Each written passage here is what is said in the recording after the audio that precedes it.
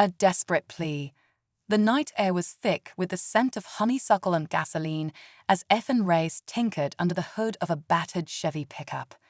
The old clunker was fighting him, but Ethan was determined to breathe new life into its tired engine. Restoring classic cars was more than just a job for him.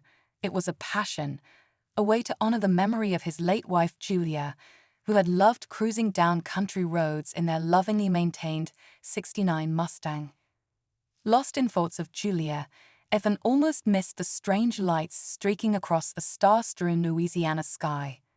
At first he dismissed them as shooting stars, until one of the lights veered sharply, growing larger and brighter as it descended towards the bayou behind his workshop.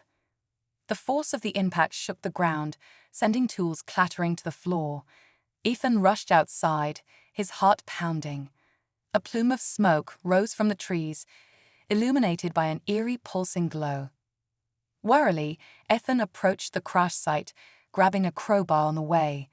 He didn't know what he expected to find, but it certainly wasn't the scene that greeted him in the clearing. Amidst the smoldering wreckage lay a small, sleek spacecraft unlike anything he had ever seen before. Its iridescent hull shimmered even in the moonlight. But even more astonishing was the figure emerging from the craft, a woman with violet skin and hair like molten silver, cradling a bundle in her arms. She stumbled towards Ethan, her movements tinged with urgency and desperation. As she drew closer, Ethan saw the bundle was a child, his skin a few shades lighter than his mother's. "Please," the woman gasped, her voice musical despite her distress. "You must help us. They cannot find us. My son, he is our only hope." Stunned, Ethan lowered the crowbar. Questions raced through his mind, but one look at the pleading eyes of the alien woman and the child nestled against her chest told him that explanations could wait. They needed his help. "Let's get you inside," he said gruffly. "You'll be safe there." Gratitude shone in her eyes as she followed him towards the welcoming glow of the workshop. Ethan didn't know it yet, but his life had just changed irrevocably. The future of an alien world and the fate of a child now rested on his shoulders. As they stepped into the workshop, the woman seemed to sag with relief.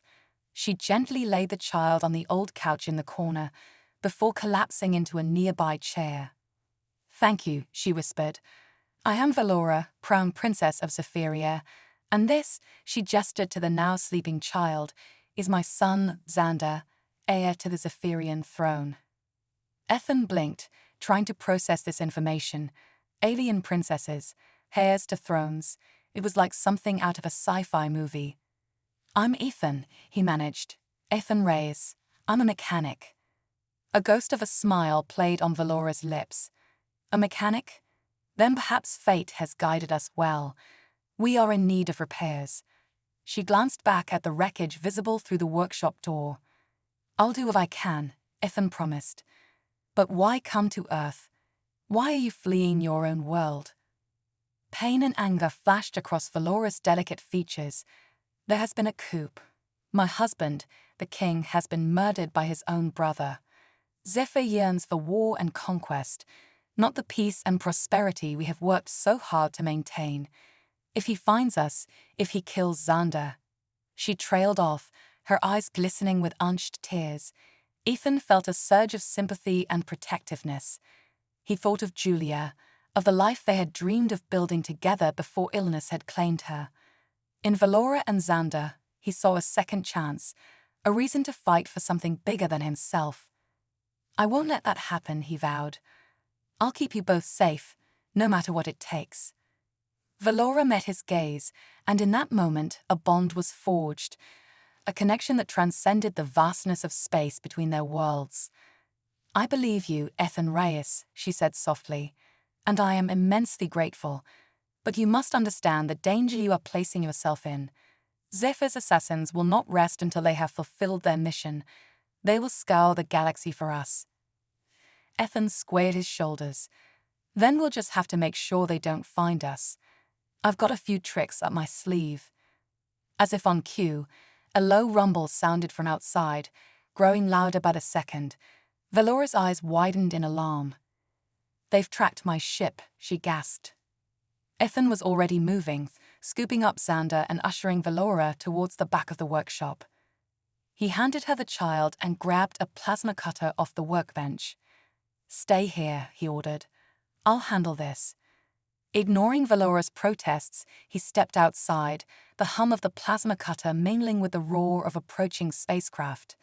He had no idea what he was up against, but he knew he would fight to his last breath to protect the alien woman and child who had crashed into his life, for they represented something he thought he had lost forever: hope and a chance for a new beginning.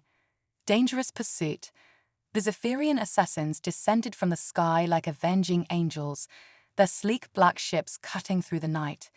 Ethan stood his ground, the plasma cutter humming in his hands. He knew it was a poor substitute for a real weapon, but it was all he had. The ships landed in a circle around him, their hatches hissing open to reveal half a dozen figures clad in dark armor, their faces obscured by helmets. They carried long, wicked-looking blasters. "Human," one of them said, his voice distorted by his helmet. "You are harboring fugitives of the Zephyrian Empire. Surrender them now, and your life may be spared." Ethan's grip tightened on the plasma cutter. "I don't know what you're talking about," he bluffed. "There's no one here but me." The assassin chuckled, a cold, metallic sound. "Do not attempt to deceive us. We tracked the princess's ship to this location. Hand her and the child over, and we will be on our way." Ethan's mind raced. He needed to buy more time, to give Valora a chance to escape with Xander. "All right," he said slowly, lowering the plasma cutter. "They're inside. I'll take you to them." He led the assassins towards the workshop, his heart pounding. As they neared the door, he spun around, bringing the plasma cutter up in a searing arc.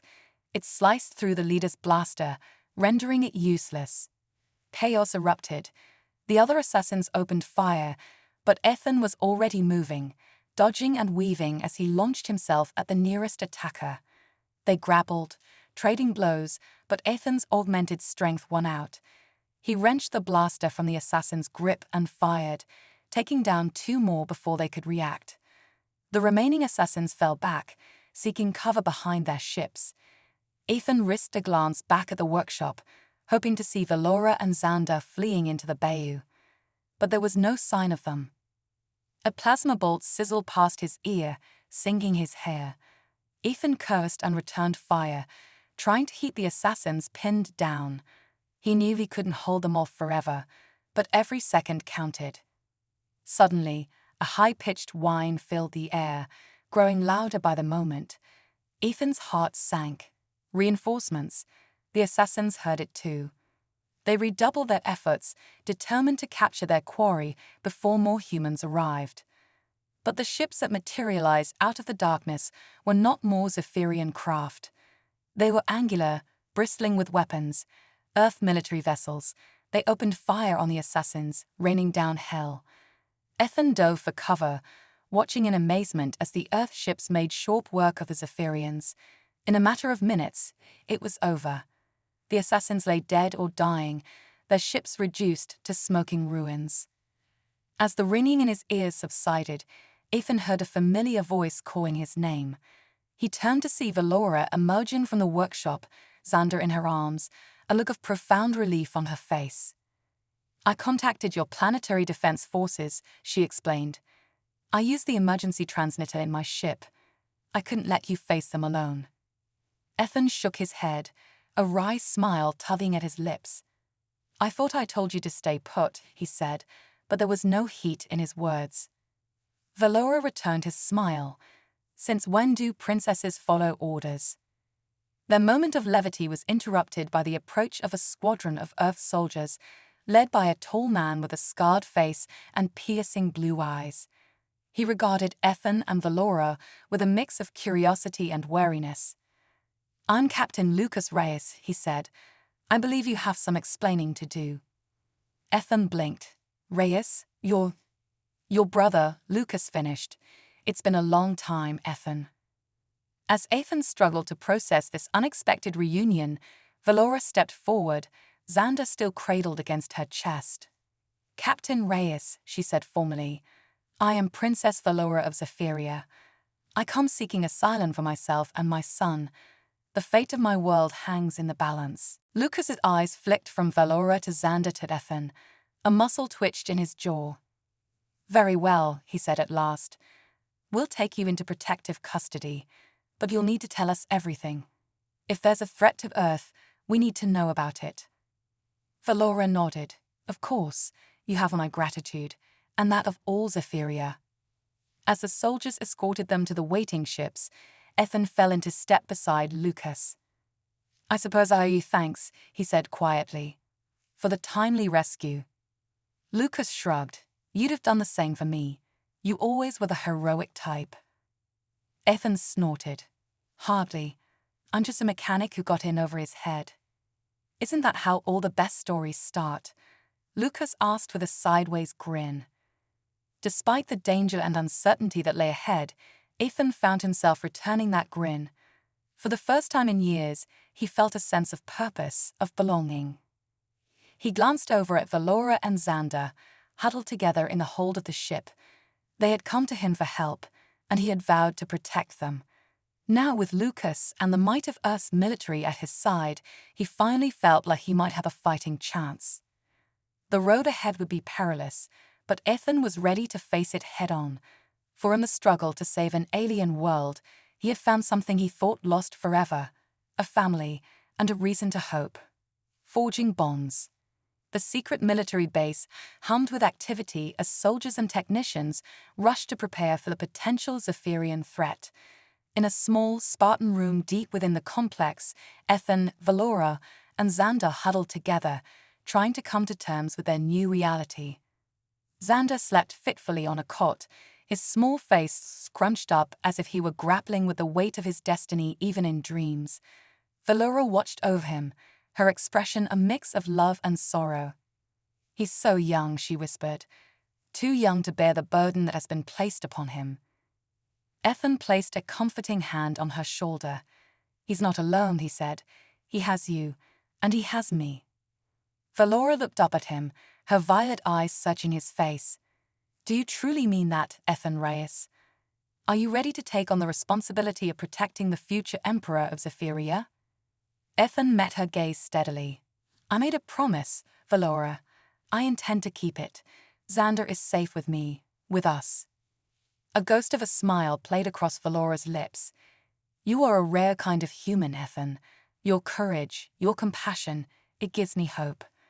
In that moment, something shifted between them, a deepening of the bond that had been forged in the crucible of their first meeting. Ethan felt a stirring in his chest, a warmth that had been absent since Julia's death. The moment was broken by a knock at the door. Lucas entered, his face grave. We've received intelligence that Zephyr is mobilizing his forces, he said without preamble. He's not just content with taking the throne. He wants to expand the empire, to conquer new worlds. Valora paled. He must be stopped, she said, if he brings the full might of Zephyria to bear. He won't, Ethan said firmly. We won't let him. Lucas nodded. Earth is preparing to stand with Zephyria.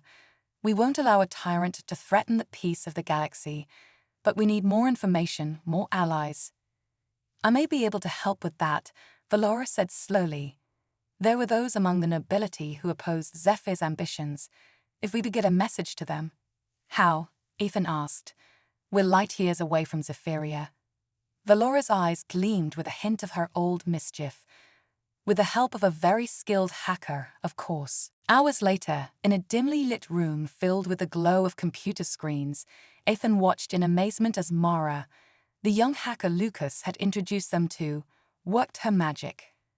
All right, Mara said, her fingers flying over the keyboard. I'm in. The Zephyrian communication network is surprisingly similar to our own. I guess the basics of technology are universal. Valora leaned forward, hope and trepidation warring on her face. Can you get a message to Lord Edric? He was one of my husband's most trusted advisors. Mara nodded, her brow furrowed in concentration. I'm encrypting it now. If he's monitoring the channels, he'll get it. The minutes ticked by. tension mounting with each passing second. Then suddenly, the screen flickered. A face appeared, weathered and careworn, but unmistakably Zephyrian. "My queen," Lord Adric said, his voice thick with emotion. "You're alive, and the prince." Valora sighed with relief. "We're safe, Adric, thanks to some brave humans who have offered us sanctuary." Edric's gaze flicked to Ethan and the others. "Then Earth has the gratitude of all true Zephyrians. My queen, you should know that the resistance is growing. Many of us refuse to bow to Zephyr's tyranny. Can you raise an army?" Lucas asked, ever the strategist. "If we coordinate our efforts, strike simultaneously from within and without." Edric nodded grimly. "It will take time and secrecy, but yes, it can be done." As the discussion turned to tactics and logistics, Ethan found his gaze drawn back to Valora. She was leaning over Mara's shoulder, pointing out key locations on a holographic map of Zephyria. The determination in her posture, the fire in her eyes, it was breathtaking. Ethan shook himself. This was no time for distractions. They had a war to plan, a tyrant to overthrow. But in the quiet moments, in the spaces between breaths, he couldn't deny the truth that was blossoming in his heart. In Valora, he had found more than just someone to protect, more even than a friend. He had found a partner, an equal, someone who made him feel alive in ways he hadn't felt in years. And though the road ahead was dark and filled with danger, Ethan knew that with Valora by his side, he could face anything. As the plans for the Zephyrian resistance took shape, Ethan and Valora found themselves spending more and more time together. In the lulls between strategy sessions and weapons drills, they would sit and talk, sharing stories of their worlds, their lives. Valora spoke of the beauty of Zephyria, of the soaring crystal spires of the capital city and the vast, shimmering oceans. She described the intricacies of the court, the delicate dance of politics and diplomacy. In turn, Ethan told her of Earth, of the green hills of his Louisiana home and the bustle of the cities. He shared memories of Julia, of their dreams and their love. They found solace in each other's company, a respite from the weight of their responsibilities. And as the days turned into weeks, the bond between them grew stronger, more profound. It wasn't just Ethan and Valora who were growing closer. Xander, too, was blossoming under the care and attention of his new human family. He toddled after Ethan in the workshop, watching with wide eyes as he worked on engines and weapons. Lucas, for all his gruffness, had a soft spot for the boy. He would hoist Xander onto his shoulders and march around the base, eliciting peals of laughter from the young prince. Even Mara, usually so focused on her screens and codes, would take time to play with Xander, conjuring holographic butterflies for him to chase. It was in these moments, watching Xander thrive despite the chaos around them, that Ethan realized the true depth of his commitment. This child, this family, they had become his world. And as the day of the final confrontation drew near, as the resistance prepared to launch its attack and Earth readied its fleet, Ethan made a silent vow. He would fight for this, for them, for the chance at a future where Xander could grow up in peace, where Valora could rule with wisdom and compassion. He would fight and he would win, for love, for family, for the tiny spark of hope that had ignited in the darkness of space and grown into an unquenchable flame. The bonds they had forged, human and Zephyrian, soldier and hacker, mechanic and princess, these are the ties that would hold them together, that would see them through the trials to come. And in the end, when the dust settled and the smoke cleared, it would be these bonds that would remake the galaxy. Gathering allies, the holographic map of Zephyria glowed softly, casting a cool blue light over the faces of those gathered around it. Ethan stood shoulder to shoulder with Valora, Lucas, and Mara, their expressions grim as they contemplated the task before them. "Zephyr's forces are concentrated here," Valora said, pointing to a sprawling complex near the capital. "The palace itself is heavily fortified. If we're going to have any chance of success, we'll need to neutralize his command center first." Lucas nodded, his eyes tracing the outlines of the palace. We'll need a multi-pronged assault, a distraction to draw their fire, while a smaller team infiltrates a command center. I can handle the infiltration, Mara said, her fingers already twitching as if typing on an invisible keyboard. Give me access to their systems, and I can wreak havoc. Ethan frowned, a thought occurring to him. What about the Zephyrian fleet? Even if we take the palace, Zephyr could still rain down fire from above. Valora's face lit up. The fleet, of course. Many of the ship commanders were loyal to my husband. If we could get a message to them, they could turn the tide. Lucas finished, a grim smile playing on his lips. It's a gamble, but it might be our best shot. As they refined their plan, reaching out to allies both on Earth and Zephyria, Ethan couldn't shake a growing sense of unease. It was all happening so fast. A few short months ago, his biggest concern had been fixing up old cars. Now he was planning an interstellar war. His gaze drifted to Valora, her face illuminated by the glow of the hologram.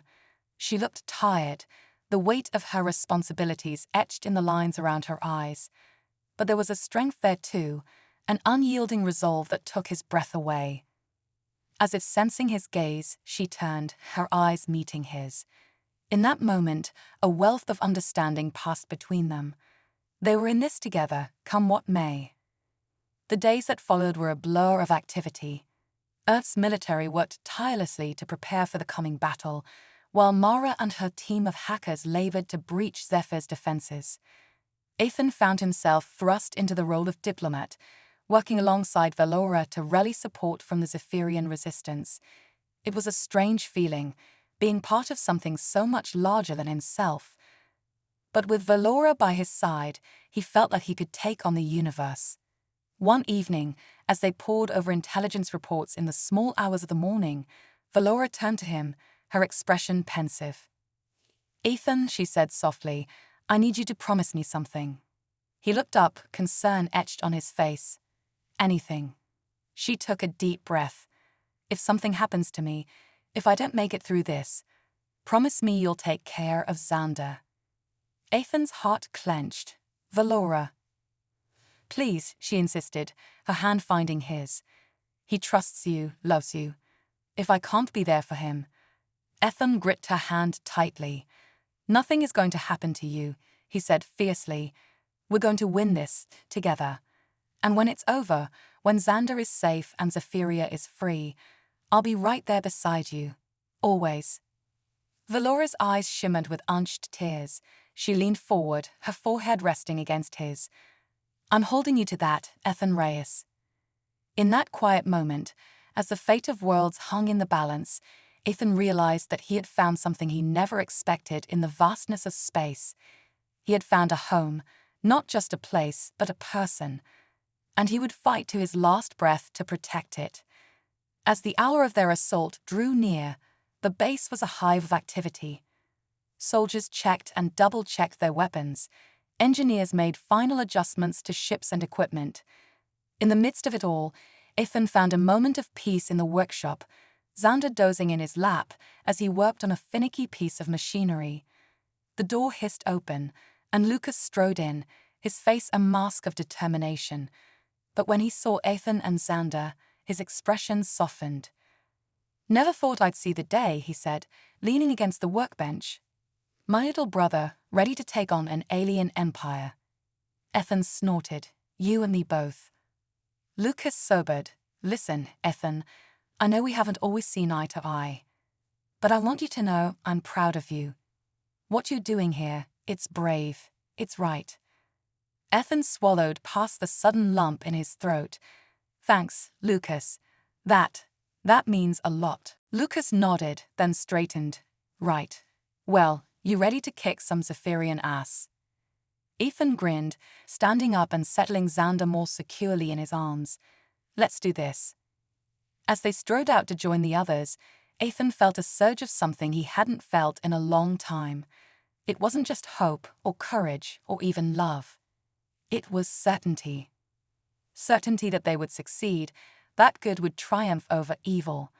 Certainty that the bonds they had forged, of family, of friendship, of alliance, was stronger than any weapon Zephyr could bring to bear. They had gathered an army, a galaxy's worth of heroes ready to fight for what was right.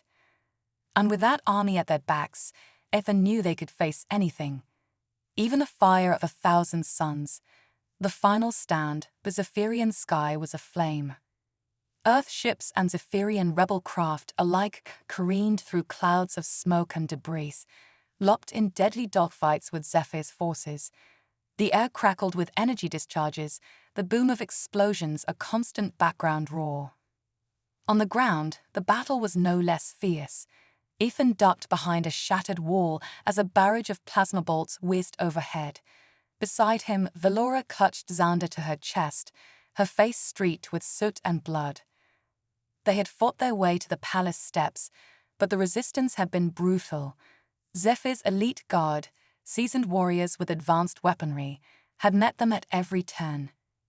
Lucas and his team had managed to breach the outer defenses, drawing the bulk of the enemy forces into a pitched battle on the palace grounds. But Ethan, Valora, and a small team of Earth's best soldiers still faced a gauntlet of enemies between them and the command center. "We need to keep moving," Ethan shouted over the din of battle. "Mara, any luck with those security systems?" Over the comlink, Mara's voice crackled with static. "I'm working on it. Zephyr's firewalls are no joke. But got it. East Wing is clear for now. But hurry, I don't know how long I can keep it that way." Ethan nodded, turning to Valora. "You heard her. Let's move." They sprinted down the rubble-strewn corridor, the sounds of battle fading behind them. But as they rounded a corner, they skidded to a halt. Zephyr stood before them, flanked by a dozen of his most deadly warriors. In his hand, he held a wicked-looking energy staff, its tip glowing a sickly green. "Sister," he spat, his eyes fixed on Valora. "I should have known you'd come crawling back." Valora drew herself up to her full height. Xander still clutched protectively to her chest. "It's over, Zephyr. Your reign of terror ends today." Zephyr laughed, a cold, cruel sound. "You think your little human pets can stop me? I am the Emperor of Zephyria. I am a god." Ethan stepped forward, his blaster leveled at Zephyr's chest. "You're no god," he said steadily. "Just a tyrant with delusions of grandeur." Zephyr's face twisted with rage. "You dare?" What happened next seemed to unfold in slow motion. Zephyr lunged forward, his staff crackling with energy. Ethan fired, the blast catching the Zephyrian Emperor in the shoulder, but it wasn't enough to stop his charge. Valora screamed, twisting to shield Xander with her body, and Ethan did the only thing he could do. He jumped.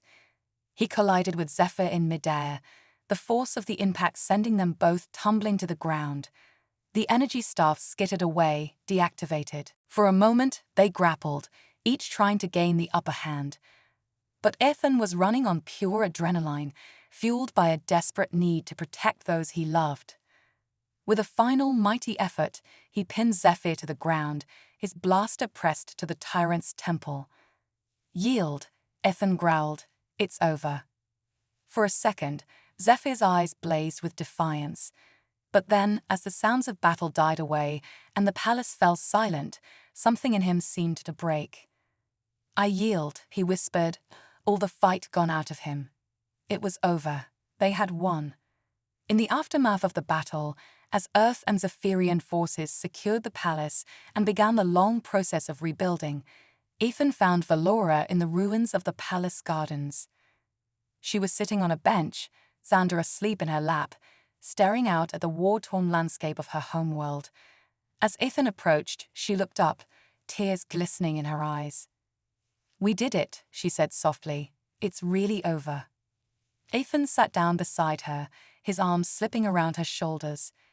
"You did it," he corrected gently. "This was your fight, Valora. Your courage, your strength, that's what saved Zephyria." She leaned into him, her head resting on his shoulder. "I couldn't have done it without you, Ethan. You're my rock, my partner, in all of this and whatever comes after." Ethan's heart swelled. He turned, cupping her face in his hands. "I love you, Valora," he said, the words coming as naturally as breathing. "I love you, and I love Xander, and I want to spend the rest of my life with you. Both of you." Valora's smile was like the sun breaking through the clouds. "I love you too, Ethan Reyes, my brave, kind, wonderful human." Their lips met, and for a moment the world fell away. There was no war, no pain, no loss. There was only this, the love they had found against all odds, the family they had built from the ashes of their old lives. They parted, foreheads resting against each other, Xander stirring sleepily between them. "So," Ethan said, a hint of his old humor creeping into his voice. "What now, my queen?" Valora laughed softly. Now we rebuild. We heal. We make a better world for Xander and for all the children of Zephyria and Earth alike." "Together?" Ethan asked, though he already knew the answer. "Together," Valora confirmed. "Always." And as the sun set on a free Zephyria, casting the war-torn landscape in shades of gold and pink, Ethan knew that whatever challenges lay ahead, they would face them as they have faced everything else. Side by side, hand in hand, ready to take on the universe. For they had something more powerful than any weapon, more enduring than any empire. They had each other, and in the end, that was all that mattered. The end.